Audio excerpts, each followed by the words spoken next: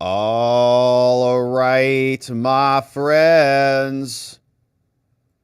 We just pressed the Let's Go Live button, which means we've got to wait for the stream to fire up all across the fruited plain of the interwebs before we go ahead and get started. Looks like the tubes are connected. That's tremendous news. We're alive over on the YouTubes. I see Locals has kicked over. What's up, Rumble? We can go ahead and get started now, so let's do it, shall we?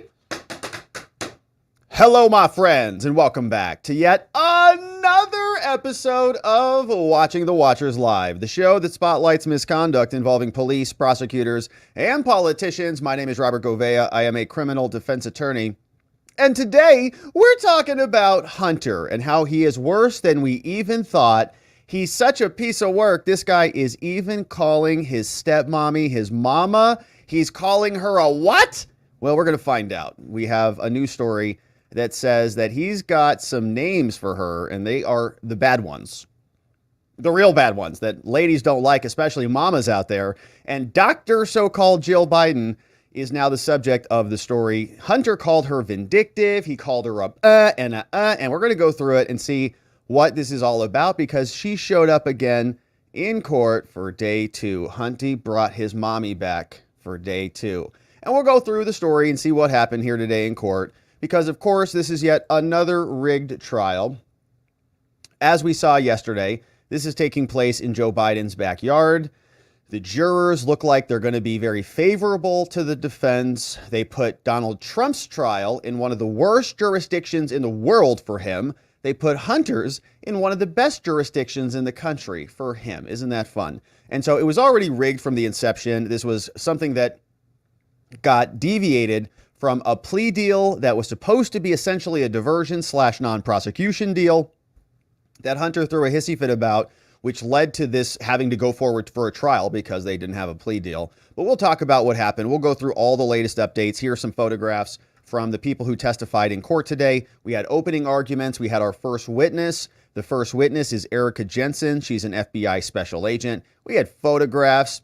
We had crack photos. We had Hunter Biden audio tapes where he's making admissions in his own autobiography come out today. And we'll go through all of it, and we'll see what things look like outside the scene in Delaware, because CBS was out there reporting. And it's wild. I'm learning today that the way that they're getting this reporting done, CNN, to their credit, is doing a nice job with it, but they are literally running notes out from the courthouse. So you can't even tweet from the courthouse or email from the courthouse. They're writing hand notes, sending them outside the courtroom, giving them to the press, and then the press are updating us as a result. So it's just a wild scene. So we're going to go through all that. CBS News reporting and giving us some updates along with CNN. Now, our friend Garrett Ziegler got attacked out there today. He's under attack. Somebody should be gagged. So the entire Biden family should be gagged now that we have innocent citizen journalists out there being attacked. So Marco Polo, we're going to do our best to talk to Garrett Ziegler tomorrow. I believe we are scheduled for that. So he's coming on tomorrow. He's there in Delaware.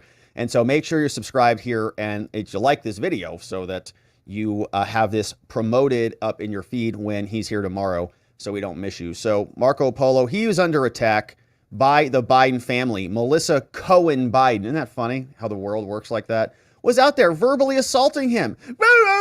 She called him a Nazi and all sorts of stuff because he loves America and hates criminals. So we'll go through that. We'll see what Garrett Ziegler says today, and of course tomorrow when he's here live, hopefully. Go through all that. And yesterday, we talked about Hunter's objections. Remember, his defense team was saying that they didn't want all of his cracked videos and photos coming in for the jury to see. And so they submitted objections. We object to this exhibit and to this exhibit. Their argument was Hunter's wiener is not going to be very persuasive to the jury, and it might be a little too prejudicial to our case. And we're saying, yeah, but it's your crackhead son, and it's for context. And no one's above the law. So jurors, wiener it up. We don't care. Wiener it up, right? Let's see it on full on display. Hopefully they can make the right decision after seeing the debauchery, but we'll see.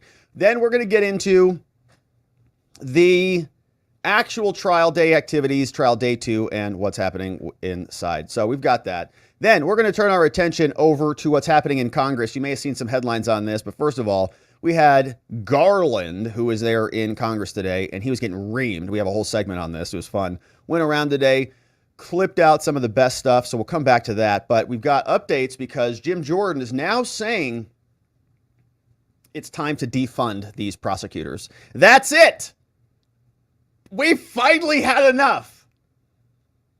And it's time to do something like defund them when we have virtually no power. So we'll go through it and we'll see what's inside. It is good, actually. There's an appropriations package in here that we'll go through. We'll see. They want them all defunded. Jack Smith, Fani Willis, Alvin Bragg, Leticia James. Take away their money. No money, big problems is where this is going to be leading. So we'll see what Jim Jordan said about this. He was asking Merrick Garland about Jack Smith and about the mishandling of the documents down there in the classified documents case in Florida. And so we'll see what that sounded like. And then Merrick Garland got backhanded proverbially by Thomas Massie, who says Jack Smith's illegal. He's not even lawfully appointed, wasn't appointed by Biden, wasn't confirmed by the Senate. And so what the heck's he doing here? And where's all this money coming from? Well, we'll see what Massie said. And then we will go over to Garland. It was an onslaught. It was a lot of fun. We covered some of this morning for our membos during our membos only morning stream, which we do a bunch during the weeks. And so we'd love to have you join us over there. But this morning we were hitting some of these clips. I went back. There was some stuff we missed this morning. And so I pulled up some other clips, including this one from Matt Gaetz, man. He was on a tear this morning. And I finally appreciate when some Republicans have some, follow-up questions. It's like it's nice for them to have the old 1-2 punch combo. If they have a third follow-up question, that's great. Matt had a couple of them. Most other Republicans can't figure that out. They ask one question, and then Garland says, no, that's not true. And they say, okay, moving on. Oh, gosh almighty. So Nadler, Nadler was out as well asking questions, and you can see that microphone is almost taller than him.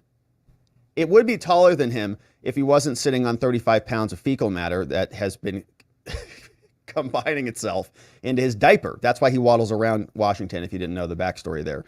Thomas Massie, we'll listen to his full segment again. Just the clip was earlier. We'll listen to the full thing. And then Bishop is wondering, are the feds going to be interfering with social media in 2024 during these elections? Answer, yes, they will. Garland doesn't even care. It says, no. If social media wants to censor you, that's their prerogative. And we don't care. We're allowed to be persuasive with the federal government's boot on your neck. Very persuasive indeed. So we got 3 segments to attend to, my friends. We're grateful that you are here and with us today. It's a beautiful Tuesday. You might be enjoying tacos on this Taco Tuesday. This morning, we had our members only stream, watchingthewatchers.locals.com. And we mentioned that we have now all of the festivities in order. We made our down payment today for our meetup room at Trump Hotel, International Hotel in Las Vegas. And so if you want to come join us, we're meeting on Saturday, June 29th in Vegas. Grab your ticket and buy it here, watcherlodge.com. And when you buy your ticket, you'll get access to the Las Vegas Meetup Watcher feed, the Watcher directory, and the Meetup chat. All will be there as soon as you sign up at watcherlodge.com. It's going to start, we'll start with a meet and greet at about noon. We'll have some lunch. It's going to be a hot lunch, Trump Tower lunch. It's going to be the best lunch you've ever had in Las Vegas, ever. The best. We're going to have the best chicken and whatever we order. It's going to be amazing. Then we'll break. We'll have some dinner with friends on your own. And if you want to go to a show, we're thinking 9 p.m. at the Sphere. We got a whole thing of activities night planned. If you want to come join us, watcherlodge.com. Grab your ticket. Sign up. And if you've RSVP'd, now's the time to actually purchase the ticket to help with the cost, because Trump is a little expensive. I'm finding that out. Golly, like, oh my goodness. That's a lot. Okay, well, hopefully it's delicious. It better be good. Food's going to be good. So check it out, watcherlodge.com. Link in the description below. All right, let's get to it. We've got some Biden crime family business to attend to here today. Starting with Hunter. Hunter Biden called Jill Biden some nasty names. We're going to see exactly what those were, and then ask ourselves, what was she doing there supporting a son who was so disrespectful to her? Well, apparently she loves him dearly, and definitely doesn't want him to be convicted of these crimes that might implicate her entire family. So she's showing up and she's giving jurors the old stink eye one by one, just looking at him. Because this is their backyard. They put this trial right where it serves them best. They put Trump in the most liberal county. 83% of the people voted for Alvin Bragg, who ran it on getting Trump. But back here in Delaware, Joe Biden's been in power for, 30 years plus. Then he was the vice president. Now he's the president. So they've got a lot of power here. So she showed up again for the second day to support old Hunty because they love their son so much. And here was the scene as she was walking in. Secret Service, front and back, outside in Delaware. Case has already been rigged, by the way. From the beginning, this was something that Hunter should have been charged with a lot more crimes than this. Essentially, it's a jaywalking ticket. And I agree, the charges are even ridiculous. But the only reason we're at trial is because they gave him a ridiculous charge plea deal. It was a slap on the wrist plea deal. Just take a stupid little deal for this little gun charge that no one ever cares about, no one even thinks about. And he rejected that. So that's the only option really for the government to go to trial on. They say, okay, I guess, well, if you're rejecting it, we have to go to trial on it. And so that's why we're here. It was already rigged, and now we're going to trial on it because it wasn't good enough for Hunter. So now we know that as this is all unfolding, there's new stories leaking and there's confirmations that the laptop is true. But here's what Hunter called Mama. Oh my goodness. Cover your eyes, my friends. Hunter called stepmom Jill a vindictive moron and an entitled C-word. Oh my goodness. In vicious texts. Wow. So what's she doing there? Is this a loving family or is this just kind of a criminal organization cover-up racket? Wow. So he called her a vindictive moron, which might be true, I don't know, and an entitled C-word. Also, I don't know. She might be entitled. I don't know. In a series of text messages after she urged him to go to rehab to deal with his drug addiction. Golly. So Hunter, the president's scandal-ridden son, branded his mother a vindictive moron and an entitled C-word. This has now come to light. 2018 text messages. I'm sure our friend Garrett Ziegler knew all about this, but they just figured it out. The 54-year-old troubled son allegedly launched a venomous tirade against his stepmother after she encouraged him to get help. He's like, can you just stop smoking crack all the time? He's like, you're a C! In a particular exchange with his late brother Beau's widow, Hallie Biden, who he dated. So his brother drops dead. He's like, hey, baby, what's up? Hey, are you grieving your dead husband, my brother? Well, you know who's just like him? Me. So let's say we get some dinner. Who was in a controversial relationship with Hunter at the time? Hunter does not mince words about the now incumbent first lady. He says, F my stepmother for always being as much of a selfish, silly, entitled C as you, he vented to Hallie amid the breakup of their brief relationship. Oh, no. He confessed to bulking out another insult-laden text to his uncle James Biden. He referred to Dr. Jill Biden as an effing moron, a vindictive moron. And we've seen her speak. She's not that bright. She talks about bodegas and Hispanics are like tacos or something. What was that at that thing that time? Further probing text messages with his uncle revealed Hunter bragged that he was intellectually superior to his stepmother. He's like, I'm smarter than you anyways, you see. And you know, and he says to her, and you do know the drunkest I've ever been is still smarter than you could ever even comprehend. And you're a shut you're a shut, but I think you know what he means there. You're a shut grammar teacher that wouldn't survive one class in an Ivy graduate program, he wrote. Wow, that's brutal, man. That's brutal. So he's telling his own mama, stepmom, I guess, that your education is stupid. Now, we all kind of make fun of her for being a so-called doctor because they try to make her into something. That's been our opinion. It's like, she's not a real doctor, you know. This is all just a fake charade. She just pretends that she's a doctor or has some education doctorate or something like that. And they put her on The View, like, hi, doctor. How was your brain surgery last night? And she's like, oh, it was just great. You know, I was in there for 15 hours again, saving lives. Like, oh, yeah, that's amazing. So now even Hunter thinks this is stupid that she doesn't. Yeah, doctor, you're a grammar school teacher, and your grammar's not even great. You can't even pronounce bodega. Bodega, bodega, bodega. So he says, go F yourself, Jill. Let's all agree I don't like you any more than you like me. And in another successive text, Hunter griped to his uncle about the apparent absence of his father, Joe.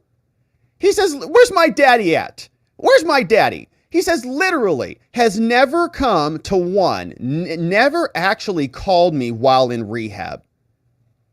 My daddy doesn't even care about me. I'm a 50-year-old man in rehab. Where's my father? He says, so that's a little insane. Maybe if he loved me, I wouldn't be here. The text messages were uncovered on an iPhone that was found backed up on Hunter's laptop from hell. It comes as the first lady attended the federal gun trial of her stepson. And what a nice family, huh? Well, Jill Biden is kind of a moron, and she does seem vindictive. And so the person who has really brought a lot of this to our attention, of course, is our friend Garrett Ziegler. You know him and the Marco Polo organization as the group that drafted and authored the report on the Biden laptop, which is at BidenLaptopReport.com or MarcoPoloUSA.org. Check those out. And of course, we're going to try to get him here tomorrow to break down what's going on there in Delaware because he is there on scene. But check this out, man. He got attacked there today by this lunatic family. He's out there reporting. And, you know, it's shocking to me. I mean, if this were a judge or if this were Angeron's girlfriend or Greenfield or whatever, maybe the FBI would be on this case, but they're not because it's Marco Polo USA and because the scoundrel here is the Biden crime family. So it just is allowed. This type of misconduct's allowed. Here's the story. The background is from Wendell Husibo, who reports over for Breitbart, tells us, oh, he's also a Hunter Biden art critic. We do a little art critiquing here ourselves. Of course, we've been following the Hunter Biden paintings for a long time, and we remember his mucus COVID painting back from the COVID era when he was on crack before they hired a ghost painter or wherever those paintings are coming from. But Wendell reported this. He says, unhinged, Hunter Biden's wife, Melissa Cohen Biden, relation to Michael Cohen, I have no idea, verbally assaults founder of Marco Polo USA, Garrett Ziegler at Hunter's trial. Verbally assault. Hit him. Can you believe this? Marco Polo is responsible for publishing a dossier, a tremendous dossier, right there, on the Biden crime family that has yet to have one fact unproven. I'm not aware of a single one. So Melissa got close to him, pointed her finger at Garrett right in his face and shouted, "You have no right to be here, you Nazi piece of crap." And then she turned and walked away. Ziegler, who's an absolute rock and a gentleman, did not respond to her. Stood there, stoic, nonplussed, unfazed. Ziegler told NBC News, he said, for the record, I'm not a Nazi. I'm a believer in the U.S. Constitution. I haven't said one thing to them. Gentlemen, class act right there, Garrett Ziegler. You know where to find him, but if you don't, here's the location, at Marco Polo 501c3 on X. He says, strange times here. He says the wife has the same level of impulse control as Hunter. They're great for one another. Says to the family, bringing decency back, which is Hunter, anyone who is perceived as opposition is a Nazi. Yes, truly contemptible liars and scoundrels. We don't respond in kind in the back of a courtroom because we're gentlemen who do not berate women. Classy organization over there. Outstanding. We want to be like Marco Polo, Garrett Ziegler, and not be like Melissa Cohen, an unhinged lunatic verbally assaulting independent journalists who are investigating the truth and who love the Constitution. Shout out to Marco Polo. We'll ask him about that tomorrow. All right, so that is what's happening there. Now, simultaneously to all this nonsense going on and verbal assaults on our friends, we also have the DOJ that's responding to Hunter's request to object to certain exhibits as evidence. And so yesterday on the show, in a prior video, which I'd encourage you to watch if you missed it, remember that Hunter objected to a bunch of stuff coming in. His audio, his videos, his text messages. He says, you don't need to see my wiener flopping all over the place next to a pound of crack, all right? You don't need to see all of these crack pipes with residue and scales all over the place. It's enough. It's too prejudicial. It's not probative. It doesn't help the case in any way, shape, or form. And so he submitted a big list of things that he wants to keep out. Well, the government just responded and says, no. How about no? Here are our responses to Hunter's objections at trial. It says, for the reasons, here's why all of these objections should be overruled. Let's just take a look at some of them before we jump into the day's activities. They tell us that, all right, Hunter objects to these text messages in our summary chart. He says they're cumulative, but not really. They say no, the redacted message in row 215, here's what it says. It says, that's a line brighter than throwing my gun in a full trash can in a busy grocery store, and then some kid blows his sister heads off, and you go to prison for the rest of your life. They say, oh no, that's coming in. All right, Hunter said that. Hunter said, don't cross the line. He's texting somebody about it. He's like, well, I didn't cross the line like you did of, stealing my gun, throwing it into a grocery store so some kid shoots his sister. They say, yeah, we want that admitted because that's an admission about the gun. And it's a statement made by Hunter to the defendant, to witness number 3. And so it's admissible as an admission. This is why you don't want to make admissions or really talk about the case at all, because they just interpret everything as an admission. They say it's used against you and it's admissible against you. Now, with respect to these other rows, they say, no, that we need to get all these other messages in as well. It's all probative of his active addiction. For example, they say, look, let's look to chapter 11 of his book. He admitted in his book that he was actively addicted to crack cocaine between 2015 and 2019. 4 years. He wrote it in there. The government's motion, we included it there. And also these other rows are also relevant because they also match. They say his addiction continued into 2019 without disruption. They only sobered him up, so-called, because daddy was running for president. They needed to figure this out. Now, the messages have a tendency to make the fact that he was an addict and a user more probable than without the messages. So it's probative because it helps us come to a determination. And in addition to that, the government says, the fact that he was addicted to crack between the fall of 2016 and the spring of 2019 is also a consequence that's relevant to everything. And his admissions in his messages have probative value, which is not outweighed by the danger of unfair prejudice. And remember, we have the balancing test. Is it more harmful than it is helpful? Is it more probative than it is prejudicial? We weigh it and decide. Now here, 18C, they really don't want this wiener video floating around out there. They say, okay, Hunter objected to this video from December 2018 under Rules 401 and 403. That's the balancing test. Why? Because Hunter is naked. They say, oh no. First of all, Hunter loves being naked, right? He films himself naked all the time. There's a whole book of it, unfortunately. And now he doesn't want the jurors to see it. So they say, wait a minute. No, they say, we redacted this clip. All right. We actually redacted his wiener so the jurors don't have to see it because the prosecutor's like, we don't want to cause them PTSD. The government took a sampling of a few images from Hunter's devices as evidence in this case. And so therefore the images are not cumulative. Now, as with the text messages, this video is evidence of the ongoing and long-running addiction where he admits to that in the same period of time. It's also admissible under these rules because it makes it more probable than not that they can make a determination based on this video. Similarly, they don't want to use this December 2018 video or maybe another one in 18D, another video, because it's after the gun purchase. They say, no, this video's after the purchase, so you don't need that. And he says, the voice is not even Hunter's anyways. They say, no, sorry, Hunter. The government says that this video of Hunter, oh, here's what's in the video, weighing white powder on a scale shows Hunter's period of addiction. It lasted for 4 years. He's dropping crack cocaine on scales, including the time period during which he purchased the gun all the way into 2019. With respect to whether the sound on the video is Hunter's voice, it clearly is, and the jurors will be able to identify the voice for themselves as they will hear other exhibits in which Hunter reads portions of his book. Hunter also wanted 18E thrown out. They say no. This photograph is evidence of the accuracy of his active addiction. It lasted for 4 years. It continued all the way to 2019. Now, they also object to 18F, which is a redacted photo from 2019. So Hunter has a crack pipe and it's redacted. And they say this came after he purchased the gun. So who cares? And it fails to show the location of where this was. It fails to show the crack pipe's owner. And it's also prejudicial, but they say no.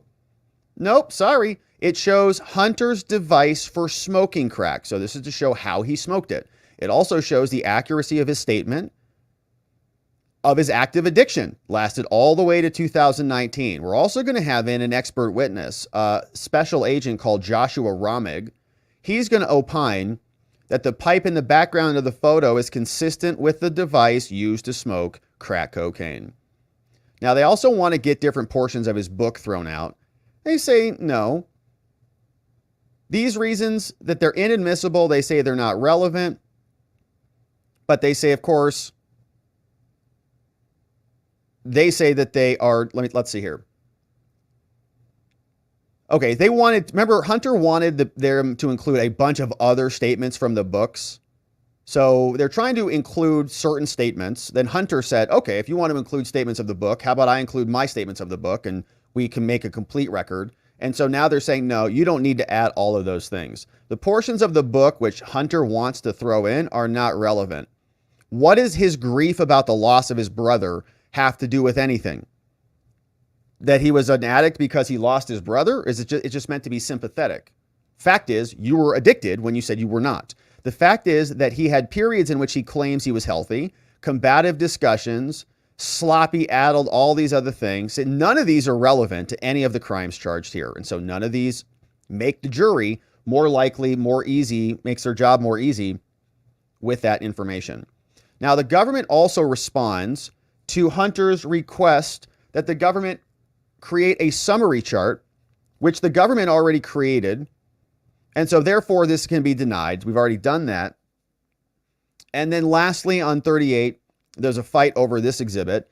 Hunter objects to 3 photographs from witness 2. He says there's no drug paraphernalia displayed, nothing in there that's relevant. And they say, no, that's wrong. Photograph at page 7 does show drug paraphernalia to the right of the defendant in the top right. They say it's up there. You just missed it, morons. The government does not intend to use page 10, but with respect to page 11, the photograph is relevant as to location. Witness 2 will also testify that this was taken at a house in Malibu where she was with Hunter. So in conclusion, we ask you to overrule Hunter's objections and let us win. Signed by Derek Hines, Leo Weiss, the same guys, David Weiss, who all rigged the original plea deal, are now having to backpedal and bring this case forward. So that is what they submitted. And now let's jump into the actual activities of the trial. And CNN has been doing a nice job on this. And I want to run through what they have brought out for us because they've got photographs and some good drawings and just a bunch of stuff. So let's get this queued up and start with some jury selection. I'm sorry, some opening statements today. All right, so here we go. Starting in trial, we've got the prosecutor starting with opening arguments. But before we get into that, I wanted to show you just how difficult it is to get information out of this case. Okay, so here's CNN. CNN is reporting that there's no cameras in the courtroom, but there's also no digital information that is being shared about. So this is how they are bringing us the news. They're literally transferring paper back and forth from inside the courtroom, which is about as locked down as we've ever seen anything. CNN's Paula Reed and every other journalist outside the Wilmington, Delaware federal courthouse must rely on handwritten notes delivered from inside to deliver real-time information to the public. Isn't that wild? Just as with the recent trial of Trump, there's no live video or audio available to the public, but this is even more limited than Trump's was. And we know why they limited Trump's trials, because they didn't want us to see what they were doing inside. Maybe that's the same thing here. But the Biden trial is even more limited than Trump's was. Here's this jury form. The criminal trial allowed no TV or audio, but reporters were at least allowed in that case to use email or Slack to communicate with the outside world. Neither option is available here. So we're relying on notes or runners or for reporters to come out of the courthouse and talk to us in person. It's crazy. They're literally running notes out. Here's what happened. Run it outside. In America, in another important trial where we're supposed to have transparency and accountability for what's happening. So that's how we're getting our news. Now we're back in court. And it was a little bit of a curious morning today because we were missing some jurors. And here is an update. They said one juror was dismissed from the Hunter Biden trial at the start of the day. They sent an email. They said, Your Honor, I live an hour away. This is so far from us, for me, I just can't get there. So the judge entered the courtroom and says, 8:55 says, well, okay, so we lost a juror. The judge said the juror sent an email explaining she lives in Milford, Delaware, an hour away from the court. She's unemployed. The judge said the juror did not realize they would be expected to be at the courthouse every day. She's like, what? Every day? I only came yesterday because my dad was off work. Oh my gosh. Okay. So that juror's gone. Now we figured it out. So here is where this goes. Trial starts. We're day 2, opening arguments. Government prosecutors who may or may not be actually trying in this trial. We have no idea. I don't put it past prosecutors to throw cases. We've had that happen in Arizona, many other places. Usually happens when they're prosecuting a friendly. Usually happens when they're prosecuting cops. So here's what the government says. They come out. Ladies and gentlemen, it doesn't matter who you are or what your name is. In opening arguments, Derek Hines for the government prosecutor. He said it's simply clear here. Hunter Biden was addicted to crack and he lied on a federal form about his addiction when buying a gun. Now we're here not because of some politics or something like that. No, we're here because of Hunter's lies and his choices. No one is above the law, they say. It doesn't matter who you are or what your name is. Now, I get real tired of this stupid phrase, obviously, because tons of people are above the law, and you can see it in this case. I would say that Hunter is clearly above the law in this case. They didn't charge him with anything that actually matters. This is like a jaywalking ticket. This is like you getting a DUI, killing 5 people, having your kids in the car so it's aggravated, and they give you a red light ticket. Well, you shouldn't have blown that red light. It's unfortunate that you slammed into that other family and eliminated them from existence, but we're not going to give you a DUI for that. We're just going to give you a red light ticket. And then Hunter takes that and he says, this is ridiculous. A red light ticket? It was green. I don't want to take this. I'm going to go to trial on this red light ticket. And then suddenly they say, yeah, no one's above the law. We're charging you with a red light ticket, even though you've got all of this other criminality in your baggage, in your bag that no one is even looking at. So no one's above the law. What are you, nuts? He's clearly above the law. Everything else that he did wrong, you allowed to expire. The DOJ was covering this up in 2020. You want to talk about election interference? Talk about Hunter Biden and the DOJ with Leslie Wolf warning his defense lawyers that they were going to go raid a storage facility so that they could clear it out. It's all rigged. So to have these prosecutors come out and say no one's above the law, it is. The only reason we're going to trial on this is because you tried to make it go away and Hunter threw a hissy fit because he knows what's going to happen to him. Probably thinks he's CIA. Maybe he is. So it doesn't matter who you are, what your name is. Yes, it does. It absolutely does. That's a stupid phrase. They prosecute Trump because of his name. They manufacture charges for him out of thin air. And then with Hunter, they make the actual charges disappear. They're like magicians on both ends. They're pulling rabbits out of a hat for Trump, and they're making a sailboat disappear for Hunter. So prosecutor does that stupid phrase. Now, they also showed a picture of Hunter's Colt revolver. They say, here's what this crackhead has done. They showed an image of hollow point ammunition as well. Biden's lawyers previously said in their filings that he never used or even loaded the gun when he had it for 11 days before his girlfriend threw it away in the dumpster so that kids could eliminate themselves. So here's the picture. This is a Colt Cobra 38 special revolver that he purchased from a gun store in Wilmington, Delaware. They submitted this. Nice little revolver there. Pictures showed during the opening statement. You see the gun, the prosecutor continues. And ladies and gentlemen, and as this evidence unfolds here today, you're going to hear from the man who sold the gun to Hunter, a man from the gun store where Hunter came and purchased this revolver some time ago. And he's going to explain to you the very form that Hunter filled out. Now you'll hear from him that a gun salesman has to rely on what they put on the form. A salesman doesn't have a crystal ball to determine what's true or what's false. And you're going to see this form. It's from the ATF. And we're going to show you the one that was filled out when Hunter bought the gun himself. And when he filled out that form, ladies and gentlemen, he lied on the form. Clear as day. The evidence will show. Now, Hunter also admitted all of this when he wrote his little book.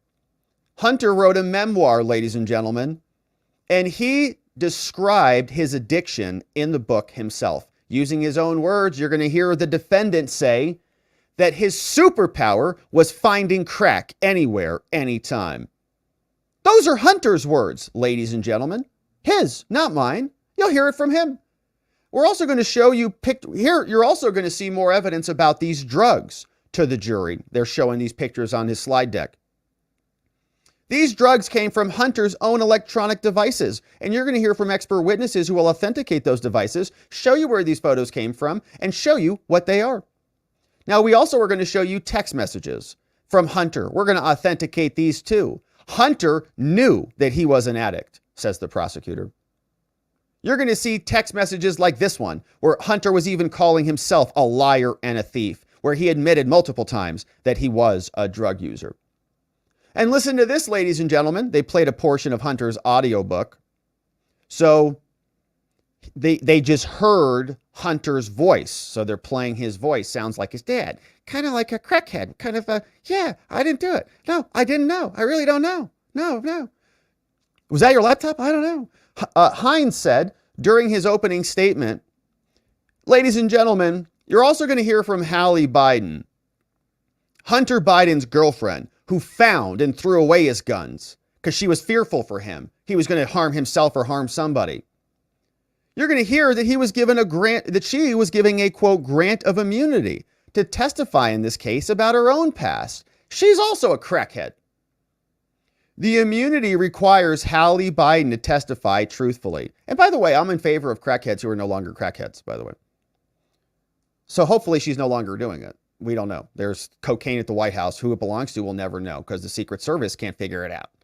Hines said Hallie Biden had been a drug user too. We'll see if Hunter beats her up with that. And Hunter introduced crack cocaine to her. What a nice guy. Getting everyone else addicted with him. The worst. Hines said Hallie Biden, the government prosecutor, said she was clean. She was clean. She was trying to get sober. Hunter kept dragging her in. Then she found his gun, threw it out in October. And so now we've granted her immunity and she's going to come in and testify about Hunter. And here's what else you're going to hear. The jurors say that the jury is pretty diverse, or the legal experts say that half of them are gun owners. Great. And have relatives in their families who own guns. About half of them or more have had drug addiction in their families. This is important. Yeah, it's a cross-section of America, I'm sure, of Biden supporters. So that's great. So we're predicting a hung jury or an acquittal, to be honest. But here's prosecutor finally ends the opening statement. And that's actually going to be a good thing. If Hunter is acquitted or there's a hung jury on this no one's above the law crap in a case so obvious as this is just going to be laughable. It's going to wreck their narrative even more than because it's just so ridiculous. So government prosecutor ends their statement. They say, ladies and gentlemen, addiction may not be a choice. It's a tough situation out there. A lot of people are addicted because our society and culture are rotting. He didn't say that. That's what I would say. But buying a gun is his choice, and he decided to buy a gun. Now, Hunter here today isn't charged with possessing drugs. This isn't a drug case. We would not be here today if he was just a drug addict, okay? We're here because he lied on a form. No one's above the law, And Hunter lied on a form, and the resulting cover-up of this whole thing, in my opinion, was to rig the 2020 election. That's why this FBI covered the whole thing up. So this was just the beginning of rigging an election, and Trump just got convicted of 34 felonies for this. So maximum penalties here. I don't care if the law is just or not. I don't care if the form's unconstitutional. Hunter broke the law. No one's above the law. Maximum penalty always. That's the new game. Wish it wasn't that way, but that's how it is. So here, they give us some analysis, and now the defense is up. So defense attorney Abby Lowell, he comes up. He said, ladies and gentlemen, also a weird dude. He says, ladies and gentlemen, the key phrase that we're going to be focusing on here today is knowingly. The question is whether Hunter Biden knowingly submitted that form knowing that it was fraudulent. And when you heard from the prosecutors who were just up here, you'll notice that they left out a word, and that's a pretty key part of their case. And you'll also hear that out of the 11 days that Hunter possessed the firearm, it was only out of the lockbox on 1 day. All right, that's not good. You're kind of coping on that one already. That's not good. That's a cope, big time. And by the way, yeah, maybe he did illegally possess a firearm and maybe illegally filled out the form, but he locked it up, so it was safe, even if he was a crackhead. You just kind of made your admission there. Uh-oh. But ladies and gentlemen, they have to prove beyond a reasonable doubt that Hunter knowingly violated the law, which is a little strange way of phrasing it. So ignorance of the law is not an excuse. Okay, you know this just by getting a speeding ticket. You know what the speed limit is? No, I think it's 55. No, it's 35. You got a ticket for that. Well, I didn't know. Oh, you didn't know? Oh, well, now you do. Have a nice day. Back on the road. I don't care if you don't know. It's the law. What the law is. So he's actually saying something like, and I don't know if this is a direct quote or not, but it looks like it is. They're going to say that Hunter was too cracked out to know what he was signing, maybe. Is that the thesis? Even though voluntary intoxication is not a defense either. So let's go through this. They say Lowell traced Hunter's addiction back to various traumas that he experienced. By showering with Joe, also? I don't know. Beginning with a childhood car crash that killed his mom and left him with a brain injury, which is a terrible thing, by the way. That's awful. That's really terrible. And yeah, we don't want to make light of that. That is a terrible thing. But from there, is he entitled to be a crackhead for the rest of his life? No. And I think that he has been also, and the reason why I have such a problem with, and I don't buy his rejuvenation story, his return reclamation story, is because he's like a professional degenerate. This is what he does. This is his lifestyle. Some people are caught in an addiction. Some people are lifestyle addicts. That's just how they are. And there's no even real regret about it. That's why Hunter is sitting in his dunk tanks smoking crack at rehab centers, because he doesn't care. Like literally millions of people in this country, Hunter has struggled with addiction. He has abused alcohol since he was a teenager and drugs since he was an adult. And I have a ton of sympathy for addiction. Without going into my story, there's a lot there that I empathize with, but there's still cocaine showing up at the White House. Nobody really knows why that is. So until you see actual recovery from somebody, all their talk is just, a public person like this, it's just bloviation. It's just fake. So we're not buying it. Now, Hunter, the defense also suggests he wasn't even interested in buying a gun. He didn't even have much interest in that revolver. So he didn't even knowingly lie to the gun dealers. They say he just showed up into the gun store, and the gun salesman led Hunter to the guns, and they picked out a handgun for him. Wow. The salesman called Gordon Cleveland referred to himself as a whale hunter. Hunter was only in the area to buy a new phone from an AT&T store. And so he walked in, and this guy was like, "You better buy this gun, Hunter. You know you want it. You know you want it. Just buy it. Just give me your credit card, Hunter." Kind of like the first time Hunter tried crack, like his friend was putting pressure on him. "Just try this little crack. Just try this little hit of crack." gun dealers like, here, just put it in your hand. Just put this revolver in here. Just feel it. Which is true. Sometimes you feel something good. You're like, all right, I got to have it. It is a problem, actually. You go to a gun store or a gun show is another bad one. You hold it. And you're like, ah, crap. I'm addicted. I have to buy it. So, you know, I mean, there's some truth to that. But no, that's not an excuse. Okay. Hunter can't Me Too a gun purchase. He's trying to Me Too a gun purchase. I didn't want it, but he put it in my hand and he made me squeeze it. There haven't been many references to former President Joe Biden in the defense's opening statements. They don't want to talk about him. But Abby Lowell didn't mention Hunter Biden drove his father's black Cadillac to the AT&T store on the day he bought the revolver. His father's black Cadillac. Was that the one he got out of the garage with all the classified documents? I don't know. I don't know where it came from. Maybe there was some Ukraine memorandum in there.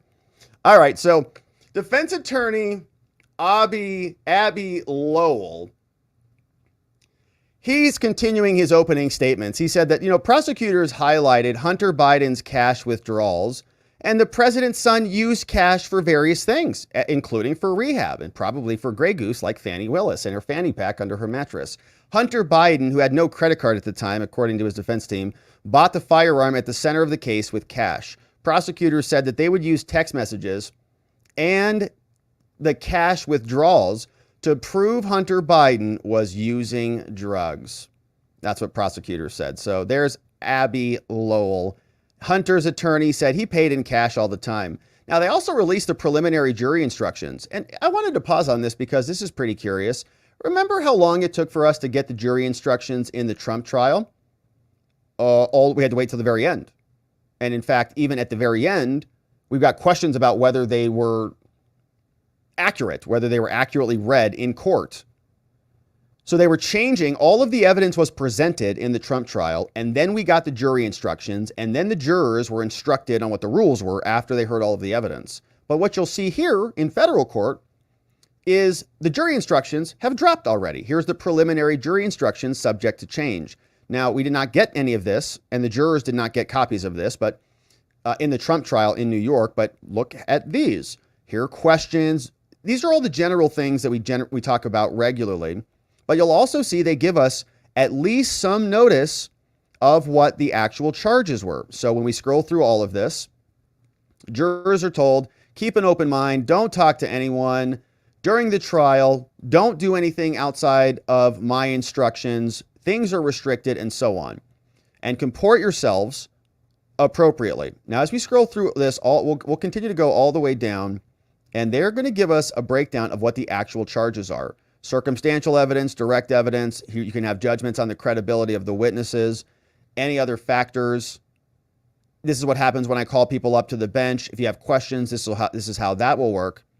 You are permitted to take notes, not required. You can do that if you want. We take breaks, and then we'll see, here are the description of the trial proceedings. We just finished with opening arguments from both sides. After you've heard closing arguments, I will give you orally and in writing the final instructions. See that? Isn't that curious? So the jurors in New York did not get any final instructions in writing, and they got a ton of options and evidence that they could use in order to make their case. Now, here is what we see. This is the nature of the indictment. So we at least know what the charges are now. This one is simple, right? False statement, material to a firearms sale. 2 of those, false records, and defendant being in possession while being a drug user. The charges are contained in the indictment. It's the formal way. It's simply a description. It's only an accusation, and so consider it accordingly. Also gives us the presumption of it. All this stuff. The jury's going to get a hard copy of this, and this came out at the beginning of this, which is normal. And you'll also notice there's not a whole paint by numbers instruction manual like from IKEA or something instructing the jurors on how to assemble the case. This is much more normal than what we see elsewhere. So the jury instructions are now out, and they'll be expanded because those are just the preliminary instructions, but at least we have some idea. And in Trump's case, we had none. The jurors could pick a crime, any crime, whatever the hell they wanted, and they did. And we have no notice, we have no unanimity amongst the predicate offense, and we have no notice about what to defend against because it could have been one of three defenses. And that is a due process problem. So we have the instructions, then we get some more defense openings. So Abby Lowell continues. He tells the jury that the pouch the prosecutors say carried his gun had cocaine on it was actually used by Hallie. That pouch wasn't even Hunter's. Remember the pouch where the gun was in that they threw it away? There's also cocaine on it, residue. Lowell also said Hallie Biden put Hunter Biden's gun in the pouch before throwing it away near a grocery store. She did it. 5 years later, Lowell said, investigators tested a substance they say was on the pouch, but they did not test for fingerprints. And he says the gun was never even loaded anyways. It was never even carried around. So who cares? And the defense, Hunter's defense, finishes their opening arguments. The government is now done and opening arguments concluded. The judge says, witnesses? Prosecutors say, the government calls FBI Special Agent Erica Jensen. She's an FBI agent who's going to be used to establish and introduce digital evidence, including the text messages and the Hunter Biden photos. Uh-oh. So here's where this goes. They play video clips from him. Hunter's looking down, detailing his head is resting on his chin. First Lady Jill Biden and Hunter Biden's wife, Melissa Cohen, they've sat stoically during the book's reading. They're looking ahead to the FBI agent on the witness stand. Now, FBI agent Erica Jensen remains on the stand. They take a lunch break. And we get some photos. Here's what Hunter looks like in the courtroom, taking his glasses off. We know how his plea deal fell apart because we covered all of that. The judge is Mary Ellen Norica. She called out both sides who were trying to rig a plea deal and have the court sign off on it. Before the lunch break, some of the jurors took notes during more intense periods of the reading of the audiobook. Hunter was describing his shame, his depravity. And many people who lost loved ones to addiction heard nearly an hour of Hunter narrating his book from the audiobook version. Do you think that they're going to have sympathy for him? Oh, why are we punishing an addict? Oh, gosh. So they're giving us an update. Now we pick up the FBI agent is still back on the stand. Jensen from the FBI, she's still testifying about how investigators corroborated Hunter's admissions of drug use. Her appearance also allowed prosecutors. They introduced portions of Biden's audiobook in as evidence. There's another photo of Hunter. There's his attorney, Abby, giving opening arguments. There is the FBI special agent, Erica Jensen, on the stand. Going from through the audiobook, where's Hunter? FBI special agent on the stand. Here's Jill, and that must also be Melissa Cohen Biden, who are in there. This is the woman who viciously, verbally assaulted our friend Garrett Ziegler from Marco Polo USA. You can get his work at Biden Laptop Report. Go to marcopolousa.org. I always get the other ones confused. But check him out because, of course, he's not a Nazi. He just loves our Constitution. Oh, they also introduced this photograph. Cocaine. Oh, that's good. Yeah, there it is right there on display for the jurors to see. Here is another photograph. This looks like the prosecutor Hines showing us the form or a form.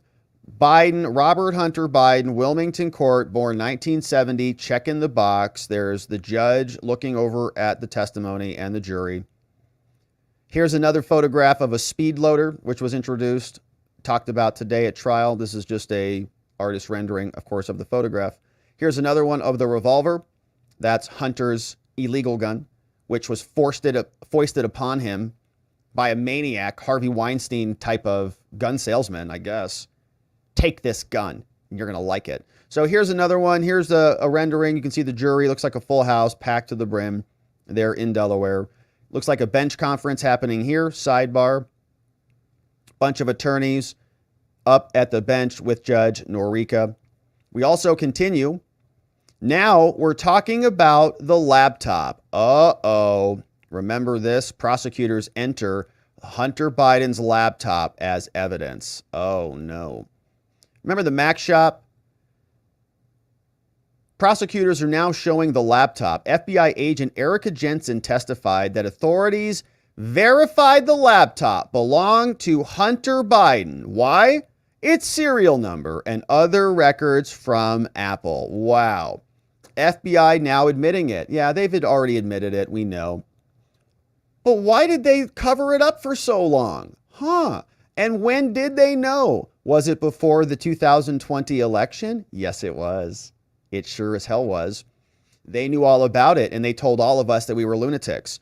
In fact, why didn't the FBI come back out and tell those 51 morons from the CIA that it was real? They wrote a letter. They all signed it. This is Putin, Russian disinformation, all the hallmarks of it. Because they tried and did steal an election. That was election interference enabled by the CIA. The FBI knew it was his laptop. We all knew it was his laptop. We knew it from the beginning. It looked real. New York Post broke the story. They got censored. FBI censored everybody over this story. Elvis Chan and others were doing war games with Facebook to censor all of us. The FBI and the CIA rigged the 2020 election by covering up the Hunter Biden laptop. That's just one mechanism. Now, in previous court filings, prosecutors said that, and they admit it right here. Yeah, we know. Yeah, it's real. Obviously, it was real. Obvious. From the beginning. In previous court filings, prosecutors said that they'd used messages they found on the laptop to demonstrate that Hunter Biden was using crack cocaine in 2018, obviously, around the time when he bought the gun. They're introducing it now. Man, this Hunter should have taken that plea deal. So text messages now show that Hunter went through efforts to get drugs, how they got it. They're showing all this in court. So then they're showing text messages, and we read through a lot of this. We'll see if we can actually find these exhibits if they get posted. But text messages shown on Tuesday afternoon to the jury demonstrate Hunter Biden's efforts to get drugs and to meet with dealers. And we read through a lot of these. He says, ASAP if you can. Can you come this way now? Someone says, you want 10 grams? According to the FBI agent testifying, those messages were summer 2018, and they came from the laptop, which was absolutely real. So they also show invoices. They say, yeah, no, he was also in rehab.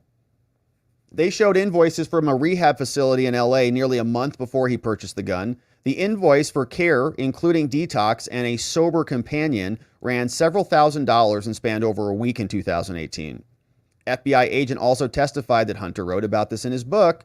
He said he relapsed 2 weeks after leaving rehab because this was just a cycle for him repetitively, and they just threw him in rehab time and again. He was doing crack and smoking and drinking White Claws in rehab. FBI Special Agent Erica Jensen testified that investigators found the images on Hunter Biden's devices, which were subpoenaed in 2019, which they knew was real, and they covered it up all the way in 2020. Those devices included his iCloud backup as well as his laptop. Prosecutors say the pictures of drugs were exchanged between Hunter and some of his drug dealers in California. Hunter described in his memoir that depravity, that drug binges that dominated his time in LA that year. So here's some more. Here's a picture of the crack, this might just be an artist rendering. I don't know. But here, prosecutors on Tuesday afternoon showed the jury photos of drugs they found on Hunter's devices. That's probably the real stuff there. They show a white substance that appears to be cocaine. We'll see what they testify to, as well as a scale often used to weigh the drugs. Looks pretty real to me. Here's another one. So they're going to testify about it. Here's the pictures of the drugs that they've shown on the screen. This is a photo from the U.S. Department of Justice that shows a white substance that appears to be cocaine. Maybe we'll get some experts to talk about it.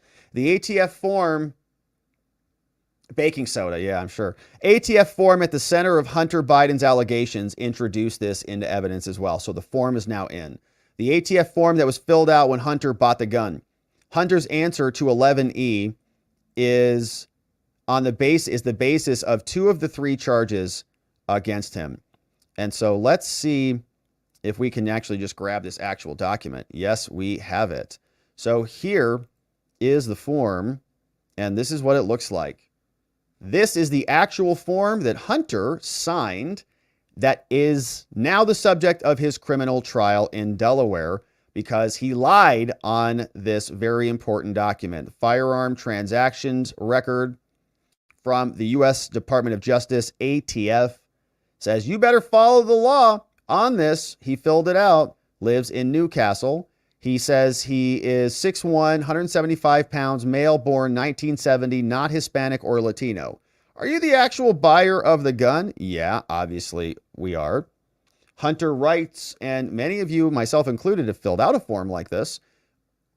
Maybe this exact one, although I think it is revised now. So this one was revised October 2016. There is a 2023 form that is now out, so the numbers are a little bit different. But are you under indictment for a felony? No. Have you ever been convicted in court of a felony? No. Are you a fugitive? No. Are you an unlawful user? Uh-oh. Subsection E. Are you an unlawful user of, addicted to marijuana, any depressant, stimulant, narcotic drug, or any other controlled substance, including crack? Marijuana counts. Still illegal. Hunter, no. Right there. What? Illegal. Wrote in your autobiography that you're addicted to a lot. Have you ever been adjudicated as a mental defective? No. Has your father? Not yet. Ever been discharged, dishonorable conditions? Okay, you get the rest of it. Hunter signed this October 12th, 2018. So we have the date marked down. He verifies his ID with his passport, and the name of the employee doing the check is Jason T. Here's what they're buying. Colt, Cobra, revolver, 38 special. This is from StarQuest Shooters and Survival Supply.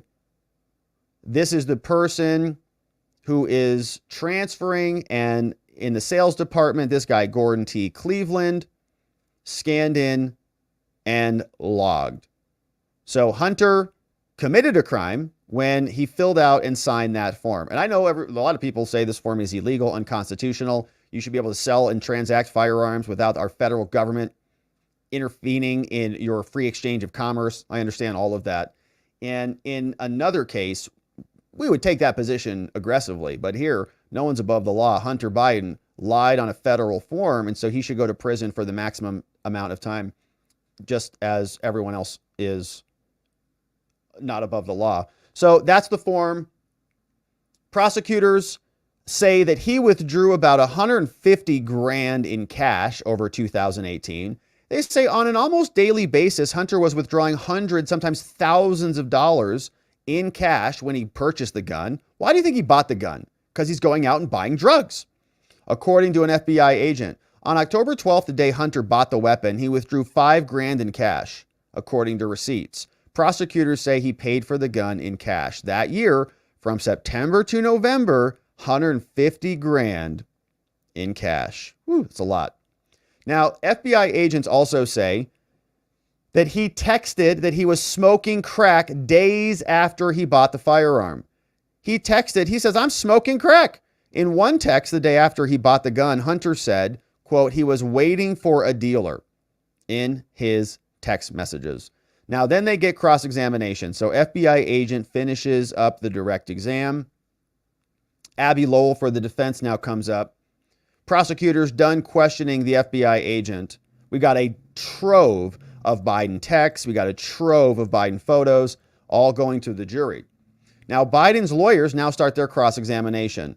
They're questioning the authenticity of these. Well, where did these come from? Did you authenticate these? Did these come from Russia? Did Putin sign off on these? Prosecutors have shown several videos to the jury. They say we got after subpoenaing the devices.